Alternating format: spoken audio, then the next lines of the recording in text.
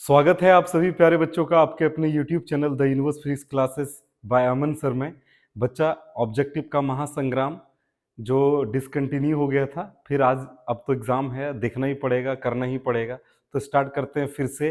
Most VVI objective जिसके आने की संभावना पूरी ज़्यादा है, या उस ये आएगा या तो इससे रिलेटेड आएगा।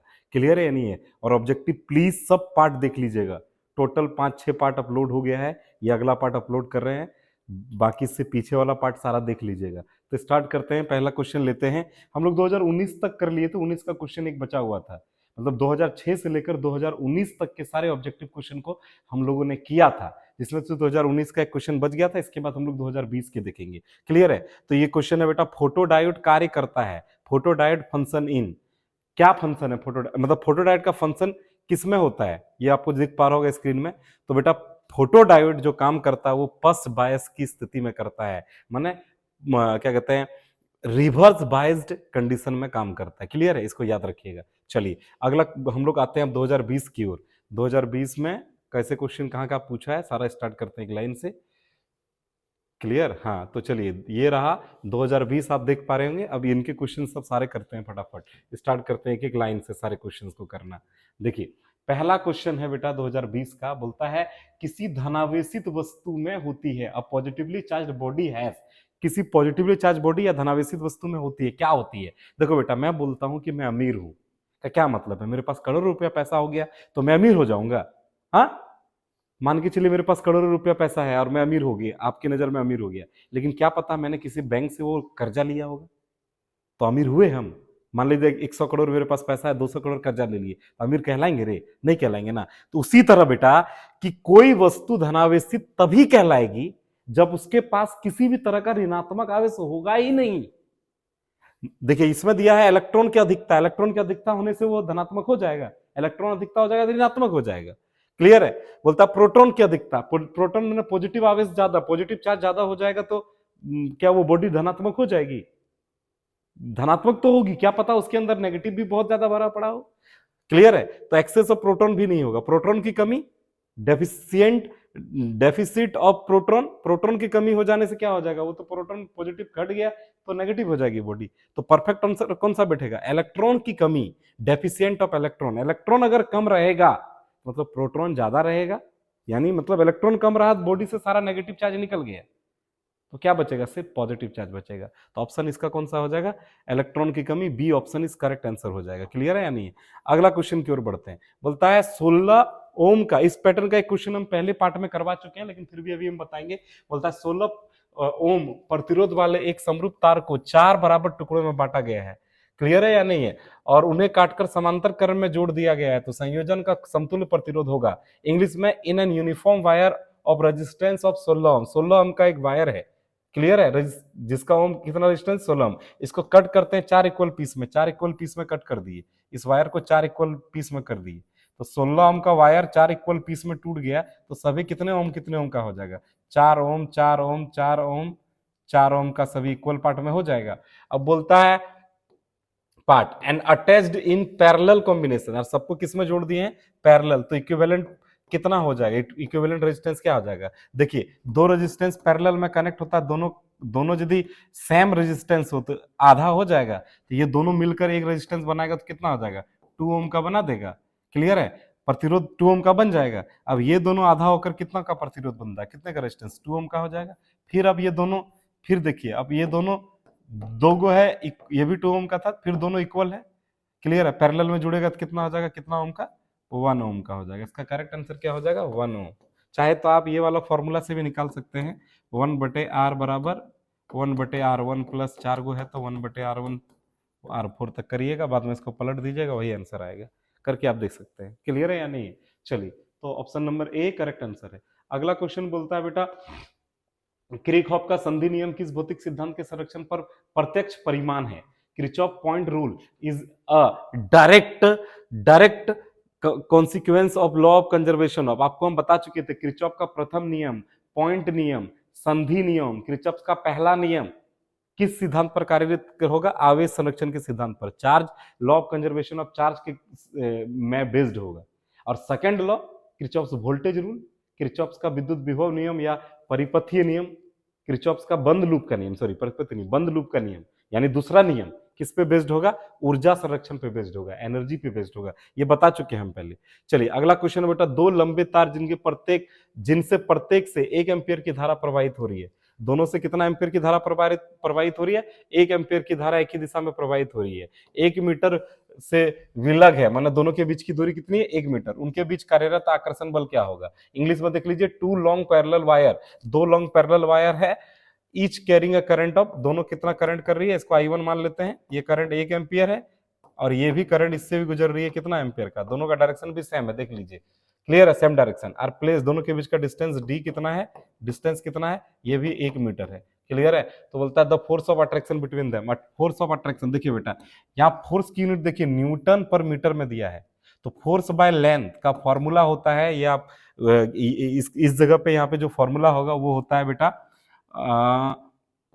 Mu naught by 4 pi I1 I2 by D, mu naught का वैल्यू होता है 4 into 10 to the power minus का 7, 4 पाई, सॉरी म्यू नॉट का वैल्यू होता है 4 pi into 10 to the power 4 pi into 10 to the power minus 7, I1 है 1, I2 है 1, clear है या नहीं है बच्चा लोग, और डी कितना है, ये भी 1 है, क्लियर, और नीचे कितना है, नीचे है सॉरी इसका फॉर्मूला होता है 2 पाई mu naught by 2 pi I1 I2 by D, तो यहाँ क्या हो जाएगा 2 पाई, ये पाई पाई निपट जाएगा, 2 1 जा 2, 2 2 जा 2, 2 2 जा 4, और 2 इंटू सब 1 1 मल्टीप्लाई होगा कितना हो जाएगा 10 टू द पावर माइनस 7, ये क्या हो जाएगा फोर्स की न्यूटन, और पर लेंथ है तो न्यूटन पर मीटर, कौन सा ऑप्शन हो जाएगा बेटा, ये हो जाएगा, क्लियर है या नहीं है।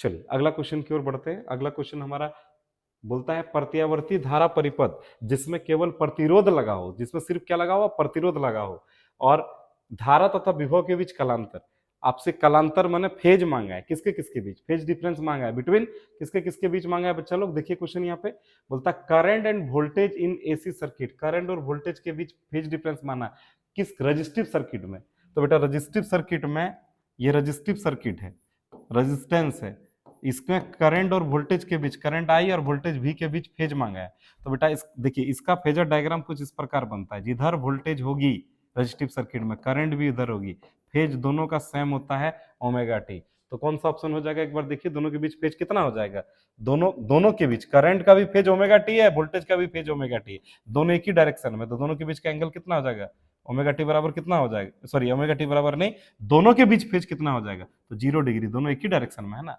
तो ऑप्शन नंबर कौन सा हो जाएगा, डी करेक्ट आंसर हो जाएगा, क्लियर है या नहीं है। अगला क्वेश्चन की ओर बढ़ते हैं बेटा, अगला क्वेश्चन बोलता है केवल सॉरी विद्युत चुंबकीय तरंगों का विचलन हो सकता है, electromagnetic wave can be deflected by, किससे डिफ्लेक्ट हो सकता है, अरे इलेक्ट्रोमैग्नेटिक वेव बेटा किसी से डिफ्लेक्ट नहीं होगा ना, इलेक्ट्रोमैग्नेटिक वेव जो है ना इलेक्ट्रिक फील्ड से डिफ्लेक्ट होगा ना तो मैग्नेटिक फील्ड से डिफ्लेक्ट होगा, किसी से भी डिफ्लेक्ट नहीं होगा, यानी विद्युत चुंबकीय तरंगों का विचलन कहीं नहीं हो सकता है, किसी द्वारा नहीं हो सकता, ना विद्युत क्षेत्र से होगा ना चुंबकीय क्षेत्र से होगा ना दोनों से होगा, इनमें से कोई नहीं, परफेक्ट आंसर हो जाएगा, क्लियर है या नहीं है। चलिए अगला क्वेश्चन की ओर बढ़ते हैं, बोलता है यदि पानी तथा कांच का पर्तनांक 4/3 तथा 3/2 हो तो कांच का पर्तनांक पानी के सापेक्ष होगा, क्लियर है, देखिए किसके सापेक्ष किसका मांगा है, देखिए इंग्लिश में इस क्वेश्चन को पढ़ देते हैं बेटा, बोलता है if the refractive index of water and glass are 4/3 and 3/2 respectively, the refractive index of glass with respect to water, देखिए रिफ्रैक्टिव इंडेक्स ग्लास का मांगा है विद रिस्पेक्ट टू वाटर, तो इसका फॉर्मूला होगा ग्लास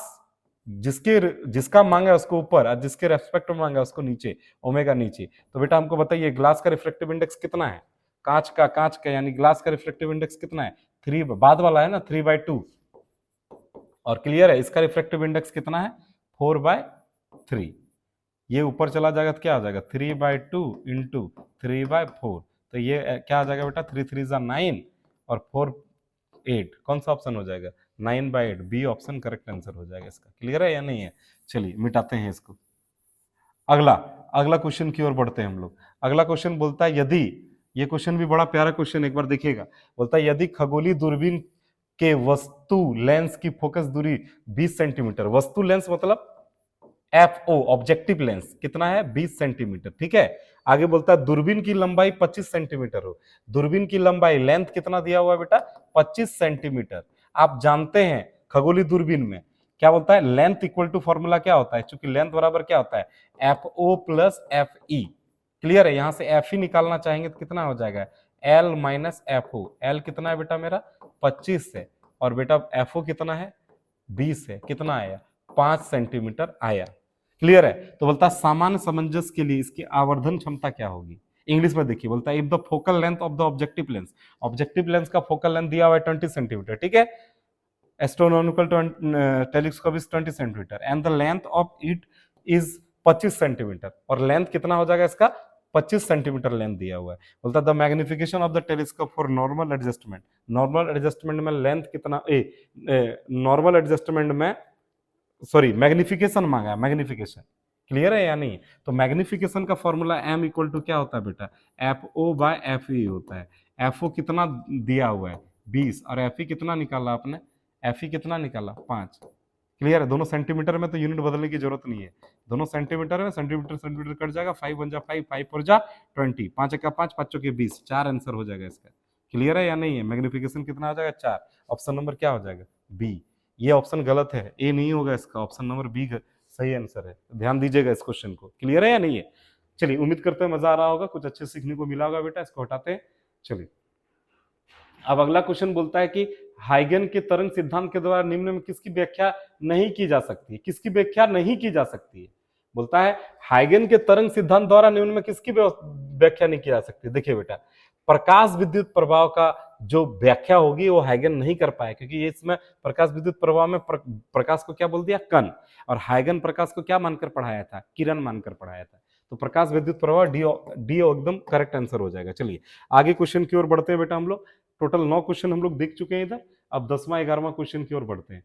चलिए, अब 10 नंबर क्वेश्चन क्या है देखिए। तो बच्चा लोग अब अगला 10वां नंबर क्वेश्चन क्या है, बोलता है भी आवृत्ति वाले फोटोन का संवेग है, the momentum of photon of frequency भी इज। देखो बेटा, इसको पहले करा चुके हैं, इसका ऑप्शन कौन सा था, डी ऑप्शन था। चलिए आगे की ओर बढ़ते हैं इस क्वेश्चन में। अगला क्वेश्चन है, बोलता है यदि, ये भी पैटर्न करा चुके हैं, अच्छा ये नहीं है, यदि बोर की प्रथम कक्षा की त्रिज्या आर है तो द्वितीय कक्षा की त्रिज्या होगी। बोलता है if the radius of the first Bohr orbit is R, the radius of the second Bohr orbit क्या हो जाएगा। देखिए बेटा, जिसकी देखो यहाँ पे फॉर्मूला है, कोई जनरलाइज फॉर्मूला, इससे पहले करा है लेकिन दोबारा हम बता रहे हैं। एन आई इक्वल टू, याद रखिए बेटा क्या, N1 क्लियर है या नहीं है, इंटू एन आई का होल स्क्वायर, एन आई का होल स्क्वायर। तो आपको कौन सा कक्षा का निकालना है, क्या निकालना है आपको, सेकेंड बोर ऑर्बिट कितना होगा। बोलता है यदि बोर की प्रथम कक्षा की त्रिज्या आर है तो द्वितीय कक्षा की त्रिज्या कितनी होगी, तो द्वितीय कक्षा की त्रिज्या निकालना है ना। तो एन आई नहीं, त्रिज्या को किससे डिनोट करते हैं, रेडियस को किससे डिनोट करते हैं, आर से। तो आर आई का फॉर्मूला क्या होता है, N1 एन आई का स्क्वायर। जैसे N1 क्या है, प्रथम कक्षा का रेडियस 1 मान लेते हैं। प्रथम कितना दिया, प्रथम कक्षा का रेडियस कितना दिया है, क्या कहते हैं, फर्स्ट ऑर्बिट का रेडियस कितना दिया हुआ है, क्वेश्चन में आपको आर दिया हुआ है, आर लिख देते हैं, N1 की जगह में आर लिख दिए। और जिसका निकालना है, किसका निकालना है, सेकंड ऑर्बिट का, तो एनआई की जगह में कितना लिखेंगे, सेकंड। क्लियर है। तो सेकंड का स्क्वायर इक्वल टू क्या हो जाएगा, देखिए 2 2 4 4 आर हो जाएगा। ऑप्शन नंबर कौन सा हो जाएगा बेटा, बी ऑप्शन करेक्ट आंसर हो जाएगा। क्लियर है, इसको पहले करा चुके थे हम। चलिए अगला क्वेश्चन की ओर बढ़ते हैं। 12th नंबर क्वेश्चन है, बोलता है नाभिक त्रिज्या की कोटि होती है, the nuclear radius is of. देखो न्यूक्लियस का रेडियस कितना होता है बेटा, नाभिक त्रिज्या की कोटि कितनी होती है, ये 10 टू द पावर 15 होती है, इसको याद रखिएगा बेटा। कितनी होती है ये, 10 टू द पावर 15 होती है, इसको याद रखना पड़ेगा। क्लियर है या नहीं है। आगे बढ़ते हैं। अगला क्वेश्चन में बोलता है जब एक सेवन एन मतलब एटॉमिक नंबर दिया हुआ आपको 7 और मास नंबर दिया है 14, नाभिकों पर न्यूट्रॉन की बमबारी किया जाता है, न्यूट्रॉन मिला दिए, न्यूट्रॉन का बमबारी किया जाता है, तथा प्राप्त परिमाणी नाभिक इसको तोड़ने के बाद, बमबारी करने के बाद कितना मिलता है, C13 C614। मतलब एटॉमिक नंबर कितना हो गया, घट गया या बढ़ गया, एक घट गया, लेकिन मास नंबर में कोई बदलाव हुआ नहीं, बदलाव हुआ। तो बेटा इसके टूटने के बाद ये बना, तो बोलता उत्सर्जित कण होंगे, कौन उत्सर्जित करेगा। तो बेटा यहां पे लिखा हुआ है, इंग्लिश में भी समझाते हैं, व्हेन N714 क्लियर है, nuclei are bombard by neutrons, neutron से ये बोम्बार्ड किया गया और रिजल्टेंट कितना मिला बेटा, C614 मिला। माने किसका कमी आया, एक मतलब एटॉमिक नंबर में कमी आ गया। तो बोलता है emitted particle will be, atomic number से आप क्या समझते हैं, एटॉमिक नंबर क्या है बेटा, प्रोटॉन और न्यूट्रॉन है। तो एटॉमिक नंबर में कमी आया तो एक प्रोटॉन एक न्यूट्रॉन की कमी आ गई, और प्रोटॉन और न्यूट्रॉन के सम को बोलते हैं बेटा ड्यूटेरॉन। ड्यूटेरॉन। तो बेटा कौन सा पार्टिकल निकलेगा? ड्यूटेरॉन निकलेगा। 6 नंबर एकदम करेक्ट आंसर हो जाएगा। ठीक है, तो याद रखिएगा बेटा। अगला हम लोग बढ़ते हैं बेटा। अगला क्या बोलता है? यदि किसी वस्तु को निषिद्ध ऊर्जा अंतराल 1 इलेक्ट्रॉन वोल्ट, अरे वर्जित ऊर्जा अंतराल बोल रहा है, 1 इलेक्ट्रॉन वोल्ट है, तो बोलता है the forbidden energy gap of substance is 1 electron volt. 1 electron volt अर्धचालक का होता है फॉरबिडन एनर्जी गैप, सेमीकंडक्टर का होता है। और 1 से अधिक मतलब 3 से अधिक जो होता है वो 3 से अधिक जो होता है वो कुचालक में, इंसुलेटर में होता है। और बेटा क्या कहते हैं, सेमी चालक में ये जो वर्जित ऊर्जा अंतराल होता है, जो फॉरबिडन एनर्जी गैप होता है, वो ना के बराबर होता है। दोनों बैंड, वैलेंस बैंड और कंडक्शन बैंड ओवरलैप होता है। ऑप्शन नंबर इसका कौन सा हो जाएगा? बी करेक्ट आंसर हो जाएगा। क्लियर है या नहीं है? चलिए अगला क्वेश्चन की ओर बढ़ते हैं। अगला क्वेश्चन फिर से वही, ये तो कितना बार करा चुके हैं। अर्धचालक में विद्युत चालकता होती है in a semiconductor, the electrical conductivity is due to. Semiconductor में इलेक्ट्रिक कंडक्टिविटी किसके कारण होती है? तो समझना बेटा, ध्यान दीजिएगा। सेमीकंडक्टर में जो कंडक्टिविटी होती है ना, चालकता जो होती है ना, सेमीकंडक्टर में दोनों पाया जाता है, इलेक्ट्रॉन और होल दोनों। तो किसके कारण होती है? केवल इलेक्ट्रॉन के कारण नहीं, केवल होल्स के कारण, मतलब छिद्रों के कारण नहीं, इलेक्ट्रॉन और छिद्र दोनों के कारण। क्लियर है या नहीं है? ऑप्शन सी इसका करेक्ट आंसर हो जाएगा, ऑप्शन सी। क्लियर है या नहीं है? तो बेटा इसके साथ हमारा 2020 वाला कहानी खत्म हो गया। 2021 में तो आप जानते हैं कोरोना काल आया हुआ था, सबको बढ़िया से एकदम ठेलम ठेला करके पास कर दिया था। क्लियर, सबको धक्का मुक्की करके पास कर दिया गया है। अब 2022 में कूदते हैं। 2022 का क्वेश्चन सब देखिए, इसमें से बहुत सारा क्वेश्चन आपको हम करा चुके हैं, लेकिन जहां तक हो पाता है देखते हैं हम लोग बेटा। बोलता है दो आवेश आवेश गोले, दो आवेश का गोला है। क्लियर है? दो आवेश का गोला है। क्लियर है? दो आवेश का गोला ले लिए, गोले डी दूरी पर एक दूसरे पर एफ बल लगाते हैं, दोनों के बीच का दूरी कितना ले लिए? डी ले लिए। ये पहला आवेश है Q1, दूसरा आवेश है Q2। क्लियर है? यदि आवेशों को दोगुनी कर दिया जाए, उनके बीच की दूरी को भी दोगुनी कर दिया जाए, तो बल क्या होगा? इस पैटर्न का क्वेश्चन करा चुके हैं। बोलता है एफ, दोनों के आवेशों के बीच लगने वाला कूलम्ब बल क्या होता है? K Q1 Q2 बटे R स्क्वायर होता है। कंडीशन अब पढ़िए, कंडीशन में बोलता है दोनों के बीच की दूरी को, दोनों आवेशों को दोगुनी कर दिया जाए। तो दोनों आवेशों को यदि दोगुनी कर देंगे तो क्या हो जाएगा? Q1 क्या हो जाएगा? 2Q1, Q2 क्या हो जाएगा? 2Q2, और दोनों के बीच की दूरी कर दिया जाएगा डबल, तो क्या हो जाएगा? 2D का स्क्वायर हो जाएगा ना, 2D का स्क्वायर हो जाएगा ना, 2 2 जा 4 हो जाएगा, इधर से 4 बाहर निकलेगा। क्लियर है? 4 बाहर निकला, इधर 2 2 जा 4 होके बाहर निकला, K Q1 Q2 बटे बचेगा, और नीचे क्या हो जाएगा? 4D स्क्वायर हो जाएगा। 4 4 कट जाएगा तो क्या बचेगा? ये बचेगा। तो मैंने ये जो नया फोर्स आया एफ डैश, नया फोर्स आया, ये किसके इक्वल हुआ? एफ के इक्वल हुआ ना, K Q1 बटे एफ के इक्वल हो जाएगा बेटा। तो ऑप्शन नंबर इसका गलत दिया हुआ है बेटा, ऑप्शन नंबर 2 गलत दिया हुआ है। क्लियर है? ये हो जाएगा एफ। क्वेश्चन को दोबारा एक बार देख लेते हैं अगर कुछ है तो। दो आवेश गोलों को डी दूरी पर एक दूसरे से एफ बल लगाते हैं, यदि आवेशों को दुगुनी कर दिया जाए, आवेशों को दुगुनी कर दिया जाए, उनके बीच की दूरी दोगुनी कर दी जाए, तो बल क्या होगा? एकदम करेक्ट आंसर यही हो जाएगा। क्लियर है? ये गलत दिया हुआ है आंसर। चलिए आगे पढ़ते हैं। बोलता है यदि किसी पिंड पर 100 नैनो कूलम आवेश है, तो पिंड पर कितने इलेक्ट्रॉन मौजूद हैं? तो ये एक आवेश का क्वांटिमीकरण से क्वेश्चन है। इंग्लिश में बोला in a charge on a body is 100 nano coulomb, how many electrons are present on the body? देखिए बेटा, Q इक्वल टू होता है Ne। क्लियर है? आपसे पूछा गया है, आपको क्वेश्चन में दिया हुआ, देखिए बेटा टोटल चार्ज दिया हुआ है, फॉर्मूला में कुछ टोटल चार्ज कितना दिया है? If the charge on the body is कितना दिया हुआ है? 100 नैनो कूलम। नैनो को क्या लिखते हैं? 10 पर पावर माइनस का 9 ये लिखते हैं। और Q इक्वल टू क्या जानते हैं? Ne। क्लियर है या नहीं? इधर क्या हो जाएगा? 100 इंटू 10 पावर माइनस 9। E का वैल्यू E को उधर भेज देंगे तो N बचेगा, हमारा नंबर ऑफ इलेक्ट्रॉन निकल जाएगा। तो 100 इंटू 10 पर पावर माइनस 9, और E को इधर नीचे जाकर भेजेंगे, E का वैल्यू होता है 1.6 into 10 to the power minus 19। Clear है या नहीं है? क्लियर? तो बेटा एक पॉइंट ऊपर खिसक जाएगा तो कितना हो जाएगा? 10 हो जाएगा। क्लियर? अब देखिए बेटा 16 को 100 से डिवाइड करिएगा तो 6.25 N आएगा। क्लियर है या नहीं है? और इधर 10 टू द पावर 19 को ऊपर ले जाएगा, प्लस का 19 हो जाएगा, इधर 9 घट जाएगा तो कितना हो जाएगा? 10, और एक जुड़ेगा तो कितना हो जाएगा? 11। ऑप्शन नंबर कौन सा हो जाएगा? ऑप्शन नंबर हो जाएगा इसका 4 नंबर करेक्ट आंसर हो जाएगा। क्लियर है ना? उम्मीद करते हैं यहां तक आपको समझ में आई होगी। अब अगला क्वेश्चन की ओर बढ़ते हैं बेटा। बोलता है निम्नलिखित में कौन सा विद्युत क्षेत्र का ऐसा ही मात्रक है? देखो बेटा विद्युत क्षेत्र का फॉर्मूला E बराबर क्या होता है बेटा? विद्युत क्षेत्र का फॉर्मूला E बराबर होता है कितना बल लगा और किस पर लगा। तो एफ का फोर्स का न्यूटन हो जाता है और चार्ज का क्या होता है कूलम, न्यूटन पर कूलम। कौन सा ऑप्शन है, इसका भी 4 आंसर है। क्लियर है या नहीं? चलिए इलेक्ट्रिक फील्ड का ऐसा यूनिट पूछा था, बता दिया आपको।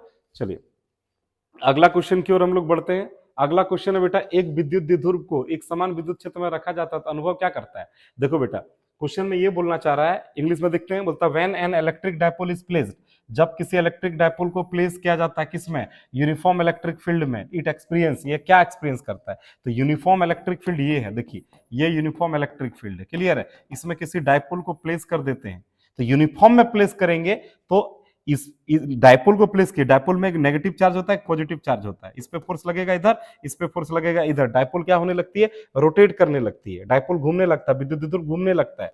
और जब बल के कारण घूर्णन गति स्टार्ट होती है, फोर्स के कारण रोटेशनल मोशन स्टार्ट होती है, उसको फोर्स ना बोलकर क्या बोलते हैं, टॉर्क। तो बेटा एक शुद्ध बल लगेगा या शुद्ध बल आघूर्ण लगेगा, यानी टॉर्क लगेगा, बल आघूर्ण माने टॉर्क, तो कौन सा ऑप्शन हो जाएगा, बल आघूर्ण लगेगा। लेकिन अगर बोलता समरूप नहीं है तो क्या होता है, तो इसका ऑप्शन आपको समरूप नहीं होगा तो बल भी लग सकता है, बल आघूर्ण भी लग सकता है। क्लियर है या नहीं? चलिए आगे क्वेश्चन की ओर बढ़ते हैं। अगला क्वेश्चन में बोलता है बेटा, एक आवेश Q त्रिज्या R की एक गौसीय गोलाकार सतह से घिरा है, यदि त्रिज्या को दोगुना कर दिया जाए तो बाहरी विद्युत फ्लक्स क्या होगा। देखिए बोलता है कि a charge Q is enclosed by a Gaussian surface, Gaussian spherical surface of radius R, the radius is double then the outward electric flux will be. देखिए बेटा सबसे पहले गॉसियन सतह लिया था, क्लियर है या नहीं, गॉसियन सरफेस का रेडियस कितना था, R था, तो फ्लक्स कितना हो जाएगा, इलेक्ट्रिक फ्लक्स, गॉस लॉ से इलेक्ट्रिक फ्लक्स क्या होता है, Q बाय एप्सिलॉन नॉट होता है। अभी दूसरे केस में क्या कर दिया, इसका रेडियस को डबल कर दिए, ये R आप किस में बदल गया, 2R में, तो भी चार्ज इलेक्ट्रिक फ्लक्स फाई क्या हो जाएगा, इलेक्ट्रिक फ्लक्स यानी विद्युत फ्लक्स फाई कितना हो जाएगा बेटा, वही हो जाएगा Q बाय एप्सिलॉन नॉट, कोई फर्क नहीं पड़ेगा, रिमेन अनचेंज रहेगा। क्लियर है या नहीं, अपरिवर्तित रहेगा। ऑप्शन नंबर 3 करेक्ट आंसर हो जाएगा। क्लियर है या नहीं? उम्मीद करते हैं आपको यहां तक मजा आया होगा बेटा। अब अगला क्वेश्चन की ओर बढ़ते हैं। क्लियर, अगला क्वेश्चन है हमारा, चलिए अगला क्वेश्चन सारा तो नहीं करवा पाएंगे, शायद इसमें 30-35 क्वेश्चन है, तो कल करवाएंगे, अभी जितना हो पाता है देख लेते हैं। बोलता है एक गौसीय गोला अपने भीतर एक विद्युत द्विध्रुव घेरता है, एक गौसीय घेरा गोला है, ठीक है, गोला है। अब बोलता है क्या घेर रहा है इसके अंदर, अपने विद्युत द्विध्रुव घेर रहा है, एक विद्युत द्विध्रुव में क्या हुआ है, एक माइनस क्यू एक प्लस क्यू है, तो बोलता है गोले में कुल फ्लक्स कितना हो जाएगा। क्लियर है या नहीं है? तो देखिए बेटा इंग्लिश में पढ़ के सुनाते हैं, गॉसियन स्फीयर इनक्लोजेस, एक गॉसियन स्फीयर इनक्लोज करता है, उसके अंदर है क्या, इलेक्ट्रिक डायपोल, इलेक्ट्रिक डायपोल में दो चार्ज, एक प्लस चार्ज एक माइनस चार्ज, बोलता है इसके अंदर टोटल फ्लक्स क्या हो जाएगा। तो बेटा टोटल फ्लक्स का फॉर्मूला क्या होता है, फाई इक्वल टू, भी तो बताएं, क्यू बाय होता है total charge by epsilon not होता है। अरे भैया टोटल चार्ज पॉजिटिव नेगेटिव मिलके अंदर में टोटल चार्ज कितना हो जाएगा, 0, और चार्ज 0 तो फ्लक्स भी कितना हो जाएगा, 0। ऑप्शन नंबर कौन सा हो जाएगा बेटा, शून्य होगा, 4 नंबर ऑप्शन करेक्ट आंसर होगा। समझ में आ रहा है ना? ठीक है, चलिए आगे क्वेश्चन की ओर देखते हैं। 7वां नंबर क्वेश्चन क्या कहता है, विद्युत क्षेत्र E तथा विद्युत विभव V में संबंध होता है। अरे विद्युत क्षेत्र E और V में क्या संबंध होगा, तो E इक्वल टू, हम लोग तक रटा रटाया फॉर्मूला, E इक्वल टू क्या आता है, माइनस DV बाय DX, इसके करेक्ट आंसर हो जाएगा 1 नंबर। क्लियर है या नहीं है? चलिए अगला क्वेश्चन की ओर बढ़ते हैं। अगला क्वेश्चन बड़ा शानदार होने वाला है, ये क्वेश्चन मुझे लगता है जनरली ये क्वेश्चन लॉजिकल क्वेश्चन है और मजा भी आने वाला है। चलिए देखिए क्या बोलता है इस क्वेश्चन में, बच्चा लोग, बोलता है यदि EA अपनी अक्षीय रेखा पर एक बिंदु पर एक छोटे विद्युत द्विध्रुव की एक विद्युत क्षेत्र की शक्ति हो और ई समान दूरी पर मध्यवर्ती रेखा पर रखा हुआ है, मतलब आपको सीधा बोल रहा है, ये ई एक्सियल दिया हुआ है, ई एक्सियल दिया हुआ है, ई, क्लियर है, अक्षीय रेखा में रखा हुआ है, और क्या दिया हुआ बेटा, मध्यवर्ती रेखा को इक्वेटोरियल रेखा बोलेंगे, तो ई इक्वेटोरियल आपको दिया हुआ है, ई। क्लियर है या नहीं है? क्लियर है, रेखा हुआ है, तो कौन सा रिलेशन परफेक्ट बैठेगा। क्लियर है या नहीं है? इंग्लिश में देख लीजिए एक बार, बोलता है if E be the electric field strength of a short dipole at a point on the axial line, मतलब electric field intensity axial line पे ये दिया हुआ है और इक्वेटोरियल लाइन पे क्या दिया हुआ है, ई दिया हुआ है। क्लियर है? बोलता है कौन सा रिलेशन परफेक्ट बैठेगा। तो अरे भैया electric field intensity axial line का फॉर्मूला हम लोग क्या जानते हैं, हम लोग जानते हैं बेटा के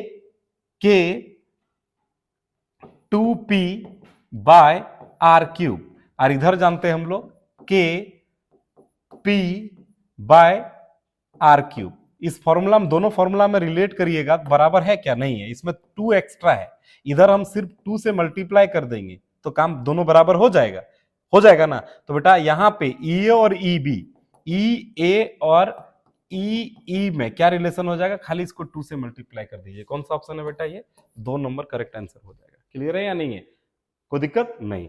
चलिए अगला क्वेश्चन की ओर बढ़ते हैं, और 2 क्वेश्चन देखेंगे, उसके बाद कहानी समाप्त करेंगे, बाद में कर लेंगे। क्लियर है। बोलता समांतर प्लेट की धारिता निर्भर नहीं करती है, किस पर निर्भर नहीं करती है। इस क्वेश्चन को शायद पहले हम लोग आया हुआ है, रिपीट हुआ है। बोलता the capacitance of a parallel plate capacitor does not depend on, capacitance of a parallel plate capacitor C equal to क्या होता है, epsilon naught A by D होता है। तो इन सब चीजों पे डिपेंड करता है। ये क्या क्या है, देखिए बेटा, ये क्या क्या है, एरिया पे डिपेंड करेगा, एप्सिलॉन नॉट पे डिपेंड करेगा, और डी पे डिपेंड करेगा। मैंने क्या प्लेटों के क्षेत्र पर निर्भर करेगा, एरिया ऑफ प्लेट पे निर्भर करेगा बेटा, एरिया ऑफ प्लेट पे निर्भर करेगा, हाँ करेगा। कैपेसिटेंस एरिया ऑफ प्लेट पर निर्भर करेगा। क्लियर है, आगे बढ़िए। प्लेटों की धातु पर, अरे धातु पे निर्भर कर रहा है क्या, मटेरियल पे निर्भर कर रहा है क्या, नहीं।